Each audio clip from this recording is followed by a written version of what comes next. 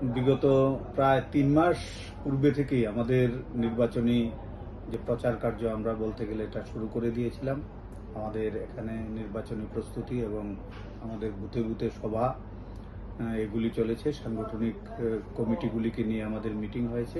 নির্বাচন ঘোষণার পর থেকে আমাদের বাড়ি বাড়ি জনসম্পর্ক এবং বাজার সভা, উঠান সভা এগুলি করার মধ্য দিয়ে আমরা ভোটারদের সঙ্গে যুক্ত হওয়ার চেষ্টা করেছি। আমরা খোয়াইতে আমরা দেখেছি বিএমএসও আমাদের প্রার্থীর সমর্থনে সেখানে মিছিল করেছে, ব্যবসায়ী সমিতি মিটিং করেছে। এভাবে আমাদের সমাজের প্রতিটা স্তরের মানুষকে আমাদের এই নির্বাচনী প্রচারে আমরা যুক্ত করেছি। সর্বশেষ আমরা আগামী 23 এপ্রিল আমরা সড়ক প্রচার শেষ হওয়ার আগের দিন আমরা খোয়াইতে মহামিছিল করব।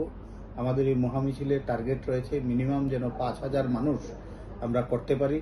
আর আশা করি মানুষ যেভাবে স্বতঃস্ফূর্তভাবে এগিয়ে আসছে, আমরা 5,000 মানুষকে যুক্ত করে আমরা খোয়াই শহর পরিক্রমা করে মণ্ডল কার্যালয়ে আবার এসে আমরা সেখানে শেষ করব। আমাদের এই মহামিছিলকে সর্বাত্মক সফল করে তোলার জন্য আমি খোয়াইবাসীর কাছে আবেদন রাখছি এবং আমাদের বিশ্বাস এই খোয়াইতে হয়তো আমরা 2023 সালে বা 18 সালে বিধানসভা নির্বাচনে জয়যুক্ত হতে পারিনি, কিন্তু মানুষ উপলব্ধি করতে পারছে বিগত দিনে এই খোয়াইয়ে আমাদের হার, এই খোয়াইয়ের উন্নয়নমূলক কাজে যথেষ্ট প্রতিবন্ধকতা সৃষ্টি হয়েছে।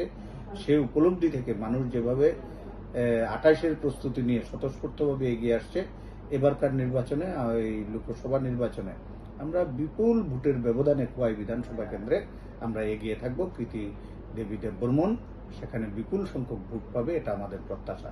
তো 23 তারিখ নির্বাচনের আমাদের প্রায় শেষ লগ্নে এসে আমাদের যে মহামিছিল, এই মহামিছিলকে সর্বাত্মক সফল করে তোলার জন্য খোয়াইয়ের সর্বস্তরের নাগরিকবৃন্দদের কাছে আমি বিনীতভাবে অনুরোধ রাখছি।